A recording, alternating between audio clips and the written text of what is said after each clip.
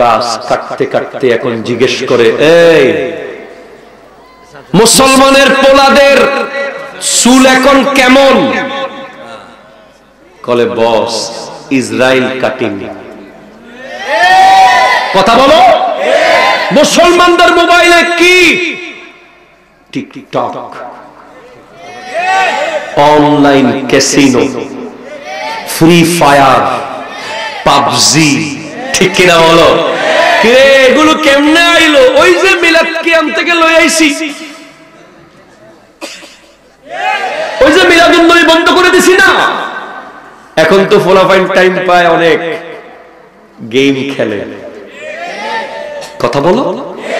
আর কি বাকি আছে? কয় বস সবে বরাত একটা রয়ে গেছে। ওই দিন তো ফোলাফাইন আতর টাতর লাগাইয়া সব মসজিদে দৌড় মারে। কি করব? তাড়াতাড়ি কাটি দে। কি কমু? কবি সবে বরাত তো কোরআন শরীফে নাই। কয় কি কর? হ, এটা কইলে মানবো। অনেক ফোলাফাইন মানছে না, মানে গেছে। কোরআন শরীফে থাকবো কেমনে? কোরআন শরীফে তো লাইলাতুম মুবারাকা আরবিতে আছে, শবে বরাতটা তো ফারসিতে। ঠিক কিনা বলো? আর কি বাকি? কয় শবে কদর একটা আছে। তো কদর কেমনে কাটবি বেটা? এটা তো কোরআন শরীফে আছে। ইন্না আনজালনাহু ফি লাইলাতিল ওয়া মা আদরাকা মা লাইলাতুল কদর খায়রুম মিন আলফি। তো কি করব? সবে কদরে নামাজ জামাতে ফরজ যাইতো না। ঠিক কিনা বলেন? আর কি বাকি? আর কি বাকি? কয় বস ওই যে লাখাইয়ের, এটা কোন জায়গা কইছিলেন? মশাদিয়ার মধ্যে এক হুজুর আইছে 5 ওয়াক্ত নামাজে, হেতে এমন মোনাজাত করে, তার দোয়ার লগে এলাকার ফোলাফাইন কাঁদতে কাঁদতে বেহুশ হয়ে যায়। সবাই নামাজি হয়ে যাচ্ছে। তাড়াতাড়ি ক মোনাজাত। ঠিক কিনা বলেন না? আর কি বাকি? কয় জানাজা একটা রয়ে গেছে। তো হযরত মাওলানা জনাব আল্লামা হযরত মুফতি মঈনুদ্দিন আশরাফী সাহেবকে নিয়ে আসে, জানাজার লাশ সামনে লইয়া যেই দোয়া করে, ফোলাফাইন তো আবার গেম টাইম সব ফালাই দেয়, সিরা জিন্সের ফ্যান্টেন ফালাইয়া চুলটুল সোজা কইরা মসজিদে যায়। ঠিক কিনা কথা? কই কি করব? ও জানাজার পরে দোয়াটারে কি কবি? নতুন কিছু ক, পুরান কথা তো খাইতো না। নতুন কি কমু? কবি জানাজাই তো দোয়া।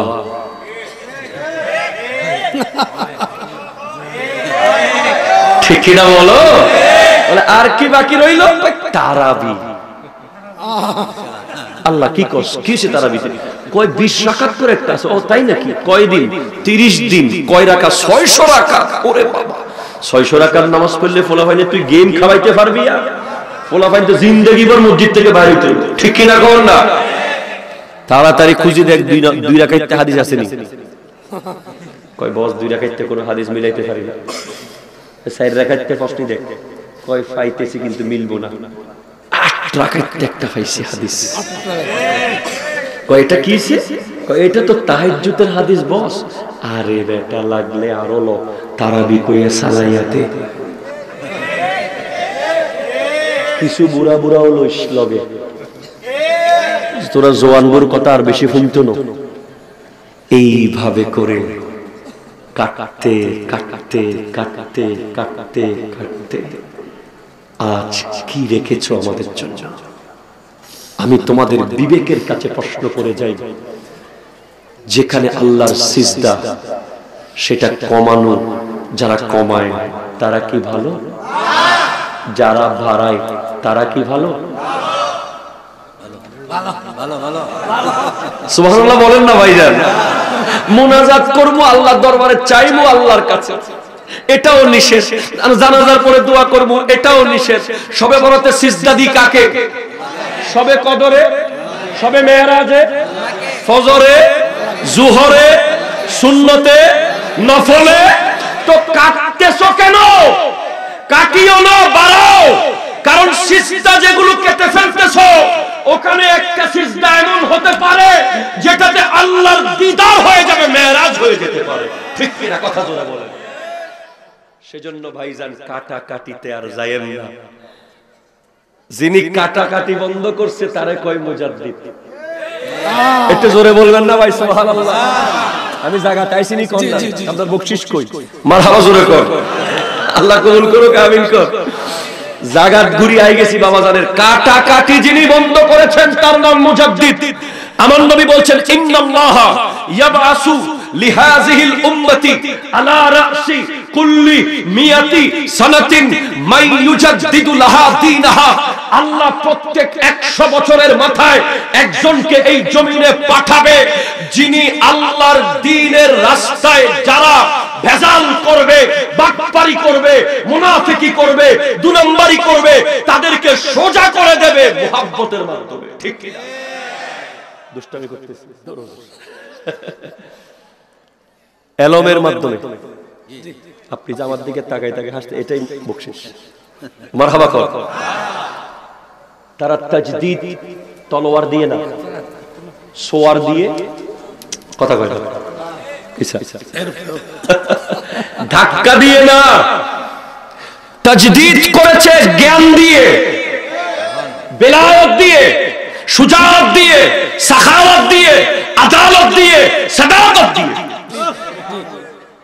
যেমন প্রথম শতাব্দীর মুজাদ্দিদের নাম হযরতে ওমর ইবনে আব্দুল আজিজ। দ্বিতীয় শতাব্দীর মুজাদ্দিদ হযরতে ইমাম আহমদ ইবনে হাম্বল। তৃতীয় শতাব্দী ইমাম নাসাই। চতুর্থ ইমাম বাইহাকি। পঞ্চম ইমাম গাজালি। ষষ্ঠ ইমাম ফখরুদ্দিন রাজি গৌসুল আজম আব্দুল কাদের জিলানী। সপ্তম ইমাম তকিউদ্দিন সুবকি।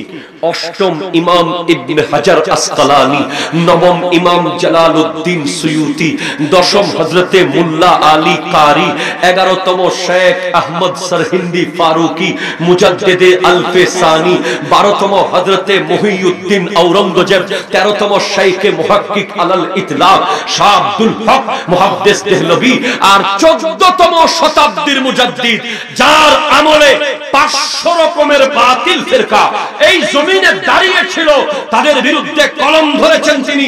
আজ তুমি মিলাদ করছো তার কারণে, আজ তুমি নবী চিনেছো তার কারণে, আজ তুমি মা বাবাকে সালাম করো তার কারণে, আজ তুমি ফাতিহা দাও তার কারণে, আজ তুমি মাজারে গিয়ে জিয়ারত করো তার কারণে, আবার মাজারের নামে ভণ্ডামির বিরুদ্ধে কথা বলো তার কারণে।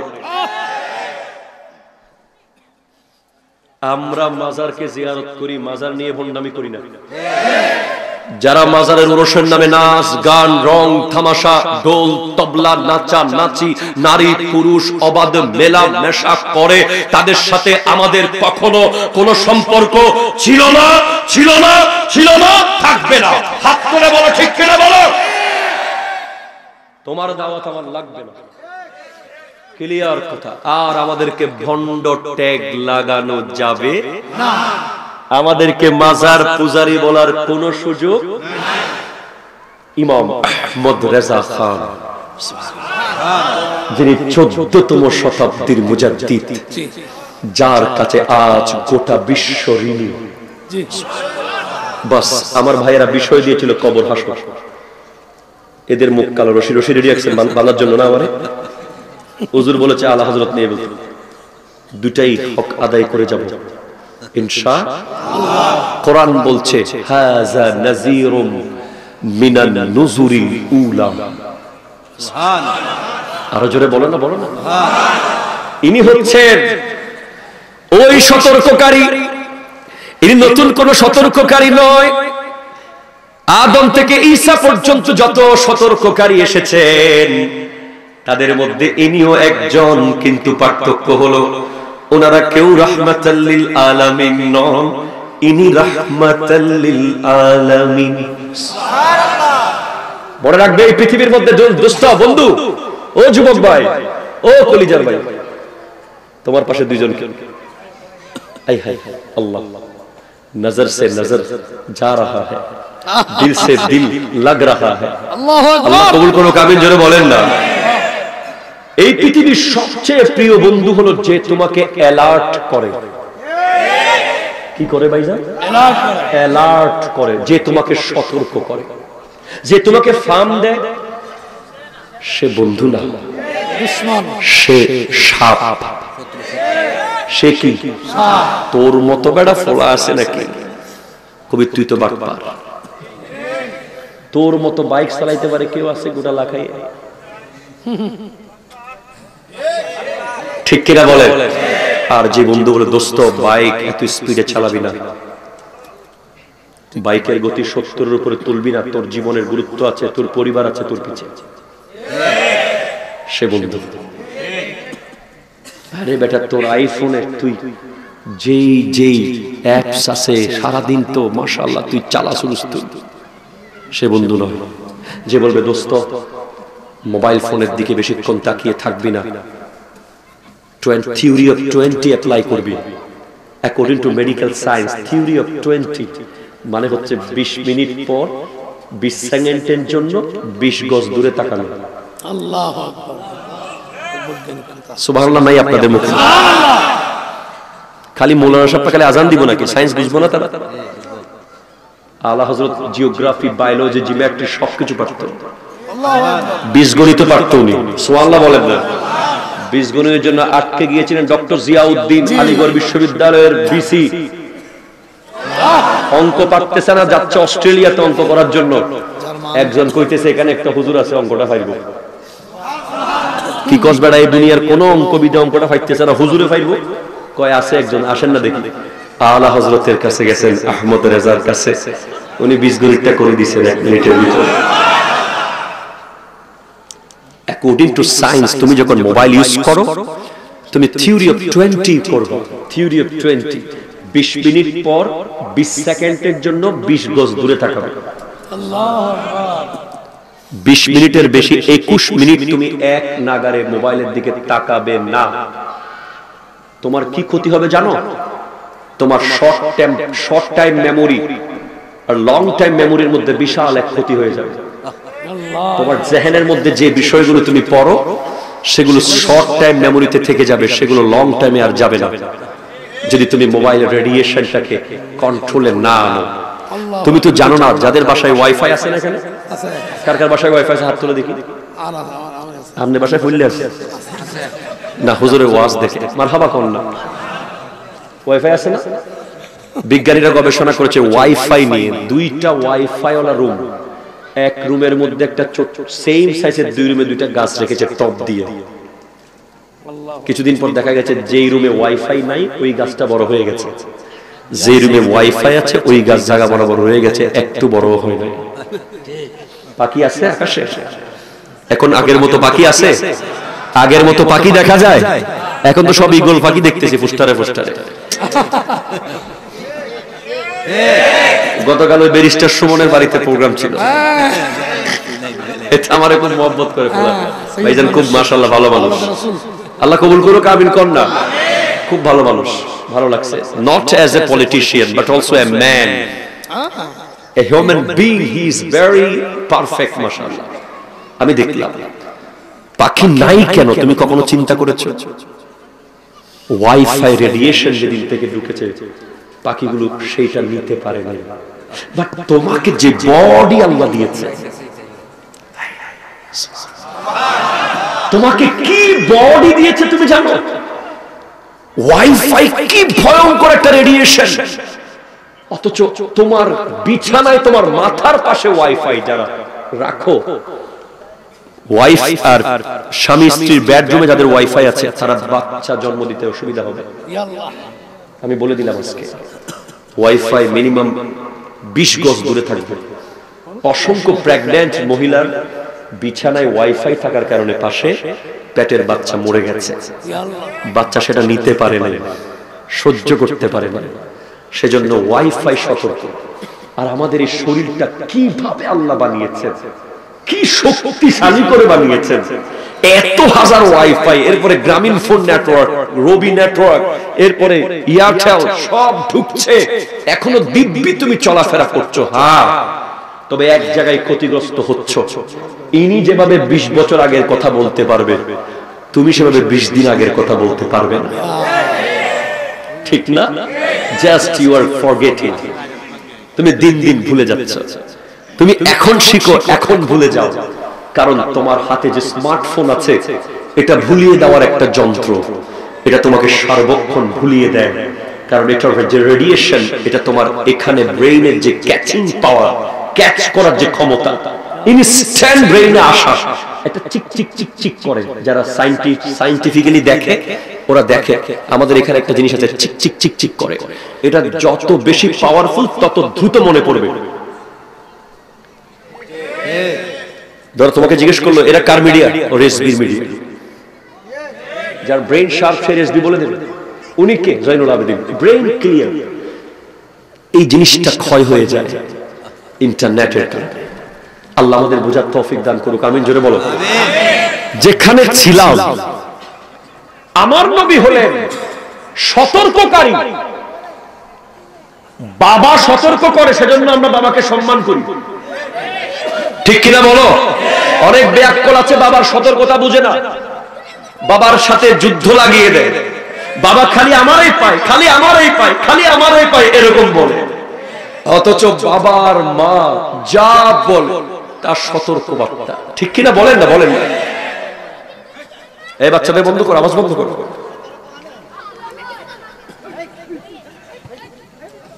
সতর্ক কি করছেন নবীজি? আল্লাহ রাব্বুল আলামিন বলেন, আজিফাতিল আজিফা, কিয়ামত এসে গেছে।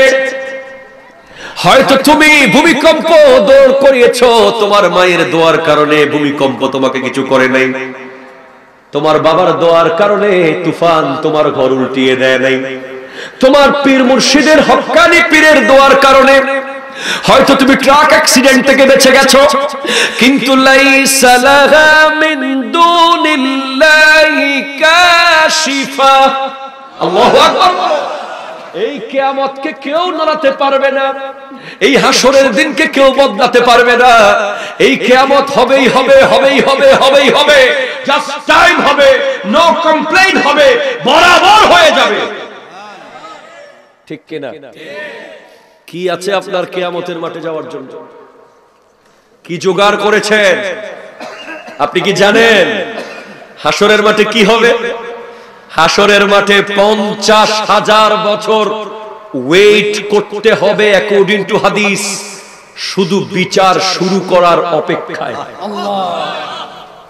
50,000 বছর কোর্ট বিল্ডিং এ 50 মিনিট দাঁড়াই থাকতে পা ব্যথা হয়, ঠিক কিনা বলো না? বলো উকিল সাহেব একটা চেয়ার দেন বসি, আর কতক্ষণ দাঁড় করায় রাখবেন? কিন্তু হাসরের মাঠে 50,000 বছর শুধু তাকিয়ে থাকবা, শুধু তাকিয়ে থাকবা। কি হচ্ছে? 1, 2, 10, 20, 1000, 2000, 20,000, 30,000, 40,000, 50,000 বছর চলে যাবে। কোন বাপের পেটা সাহস করবে না আল্লাহকে বলতে, আল্লাহ পা ব্যথা হচ্ছে, একটু বসতে দেন। আল্লাহ আর কতক্ষণ দাঁড়াবো, কোমর ব্যথা হয়ে গেছে। কেউ বলতে পারবে না। মগর 50,000 বছর পরে একজন সাহস করবে, একজন, যার ব্যাপারে শায়ের বলছে, হাসর কা দিন ভি আজব দেখনে वाला होगा, जुल्फो लहरा के वो जब आएगी, फिर कयामत पे भी एक और कयामत होगी। नाते सरकार की पढ़ता हूँ मैं, बस इसी बात से घर में मेरी रौनक होगी। उनको मुख्तार बनाया है मेरे मौला ने, खुल्द में बस वही जा सकता है जिसको हसनैन के नाना की इजाजत होगी। হায় হায়, কোন বাপের বেটা আওয়াজ করবেন, একজন বাবরি কাটা চুল নেড়ে নেড়ে হাসরের মাঠের দিকে আসা শুরু করবে। 1450 বছর আগে যিনি চলে গেছেন পর্দা করে, কোনদিন এক পলক দেখিনি, কোনদিন 1 মিনিটের জন্য যার পাশে বসার সুযোগ হয় না, কোনদিন এত বিরিয়ানি খেয়েছি ওনাকে একটু খাওয়াইতে পারি নাই, এত দামি দামি কাপড় পরেছি ওনাকে একটা কাপড় পরাইতে পারি নাই, এত দামি বিছানায় ঘুমিয়েছি ওনাকে একটা ভালো বিছানায় ঘুমাতে সুযোগ করে দিতে পারি নাই। এত ভালোবাসি ওনাকে, বাবার চেয়ে বেশি ভালোবাসি, মায়ের চেয়ে বেশি ভালোবাসি, নিজের জন্মদাতা সন্তানের চেয়ে বেশি ভালোবাসি। ওনার কথা বললেই দাঁড়িয়ে যাই, ইয়া নবী সালাম আলাইকা বলে। মেয়ের বিয়েতে চেয়ার না দিলে বসি না, ওনার মাহফিলে মাটিতে বসে যাই। ওনার জন্য এত পাগল পাড়া, ওনার শানে পৃথিবীর কবিরা লিখে গেছে। কাজী নজরুল আজ জীবিত রয়ে গেছে ওনার কথা লিখে লিখে। মুহাম্মাদের নাম জপেছিলি বুলবুলি তুই আগে, তাই কিরে তোর কণ্ঠেরই গান এমন মধুর লাগে। লিখে গেছেন আল্লামা ইকবাল, কি মুহাম্মদ সে वफा तूने तो हम तेरे है, ये जहां चीज है क्या लौहो कलम तेरे है। लिखे गए अल्लामा जामी जे रहमत कुन नजर बर हाल जारम या रसूल अल्लाह, गरीबम बेनवायम खाके सारम या रसूल अल्लाह। लिखे गए हजरत शरफुद्दीन बूसरी, मौलाया सल्ली वसल्लिम दाइमन अबदा अला हबीबिका खैरिल खल्के कुल्लिहिम। उनी एमन केन, उनी एमन केन, केन उनाके এত ভালোবাসি? কারণ আমার নবী বলেন লিকুল্লি নবিয়িন দাওয়াতুন মুস্তাজাবাতুন, প্রত্যেক নবীকে একটি স্পেশাল দোয়া করার জন্য পাওয়ার দেওয়া হয়েছে।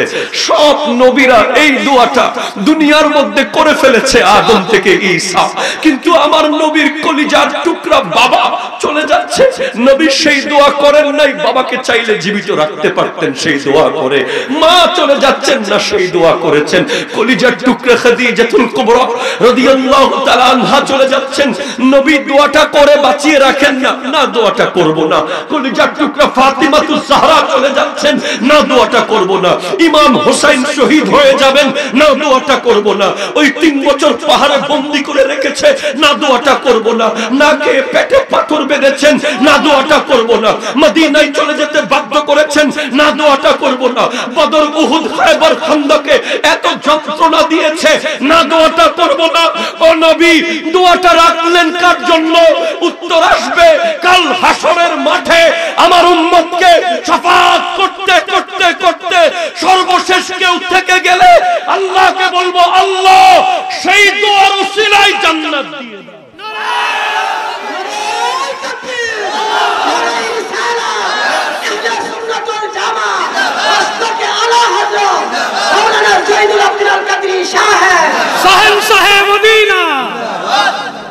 যুবক, তুমি এই চুল নিয়ে তার সামনে দাঁড়াতে পারবে? তোমার কাছে আমার প্রশ্ন, সোজা প্রশ্ন, চলে যাব আমি। তোমার কাছে প্রশ্ন রেখে চাই, যিনি পেটে পাথর বেঁধে খাবারের জন্য দোয়া করেন নাই, ওনার সামনে তুমি ইহুদি খ্রিস্টানদের মতো চুল নিয়ে দাঁড়াতে পারবে কিনা? তোমার কাছে প্রশ্ন। তুমি ছেঁড়া জিন্সের প্যান্ট নিয়ে ওনার সামনে দাঁড়াতে পারবে কিনা? তোমার কাছে প্রশ্ন। যারা সুদের টাকায় চলেন, লাখে 10,000 20,000 করে নেন, তাদেরকে বলবো ওনার সামনে দাঁড়াতে পারবেন তো? ওনার সামনে দাঁড়ানোর মতো মুখ আছে আপনার?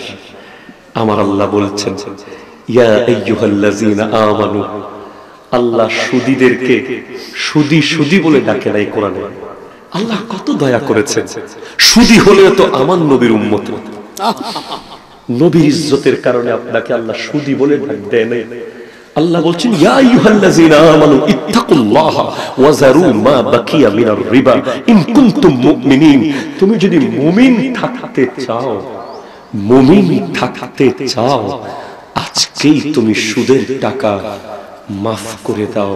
আজকে টুডে ফাইন লাম তাফআলু ফাযানু বিহারবিন মিনাল্লাহি ওয়া রাসূলিহি। তুমি যদি এর পরেও না ছাড়ো, তোমার সাথে আল্লাহ এবং রাসূল যুদ্ধ করবে। আল্লাহ এবং রাসূলের সাথে তুমি যুদ্ধে কোনোদিন পারবে না।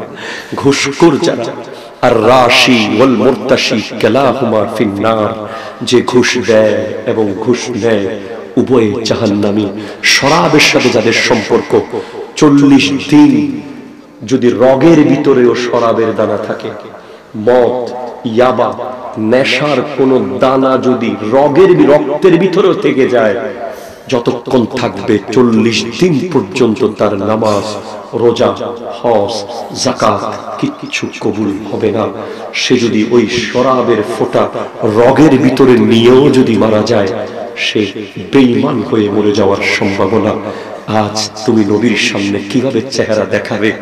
তোমার মসজিদ আজ খালি। নবী তোমাকে জিজ্ঞেস করবে না? ফিলিস্তিনে তারা একটু সিজদা দেওয়ার জন্য 20,000 শহীদ হয়ে গেছে, শুধু একটু সিজদার জাগার জন্য। তোর লাখাইয়ের ওই তোর গ্রামের ওই মশাদিয়ার মসজিদে তো কেউ মিসাইল মারে নাই, কেউ গ্রেনেড মারে নাই, কেউ রকেট লঞ্চার মারে নাই। কেন তুই ফজরের নামাজে মসজিদে যাস নাই? কেন তুই জোহরের সময় ব্যস্ত ছিলি? কেন তুই আসরের সময় আসিস নাই?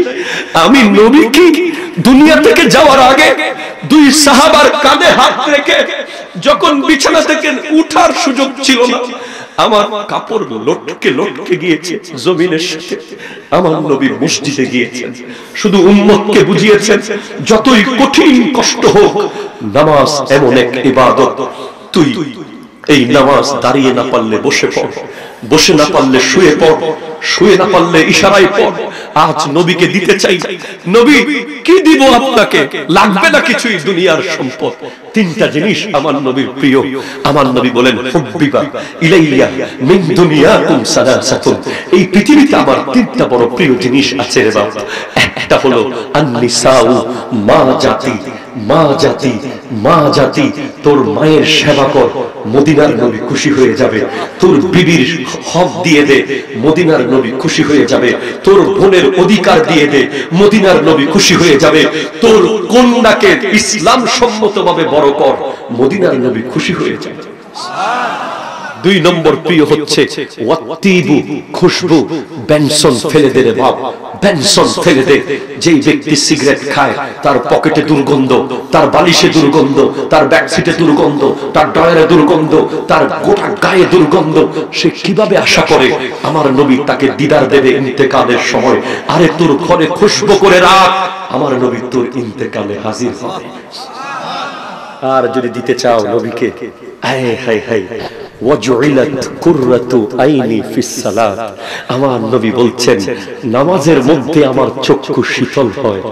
তুমি নামাজ পড়বে মুসাদিয়ার মধ্যে, চক্ষু শীতল হবে আমার নবীর মদিনার মধ্যে। সেজন্য কারবালার মাঠে ইমাম হুসাইন পাক যখন একেবারে 121টা তীর ঢুকে গেছে, 40টা তলোয়ারের কূপ, 33টা নেজা ঢুকেছে, তখন আমি হলে বলতাম দলিলটা দাও, সাইন করে সন্তানদের সম্পদ দিয়ে দিই। তুমি হলে বলতে শেষবারের তো ব্যাংকের টাকাগুলো নিয়ে নি। আর ইমাম হুসাইনকে জিজ্ঞেস করা হলো আপনার শেষ ইচ্ছা কি? উনি বলেন আমাকে 2 রাকাত নামাজ পড়ার সুযোগ দাও। ওগো ইমাম, আপনি কারবালার মাঠে এমন কঠিন পরিস্থিতিতে 121টা তীর খাওয়ার পরেও নামাজ পড়তে চান কেন? উত্তর আসবে আল্লাহর জন্য তো নামাজ পড়বো। আরো একটা কারণ আছে। কি কারণ? গোটা জিন্দেগি আমার নানা জান আমি হুসাইনের চক্ষু শীতল করেছে, আমি কেঁদেছি তো চুমু দিয়েছে, আমার খিদা লেগেছে তো খাবার দিয়েছে, আমি ঘোড়া চেয়েছি তো নানা ঘোড়া হয়ে গিয়েছে, আমি যা চেয়েছি নানা তা দিয়েছে।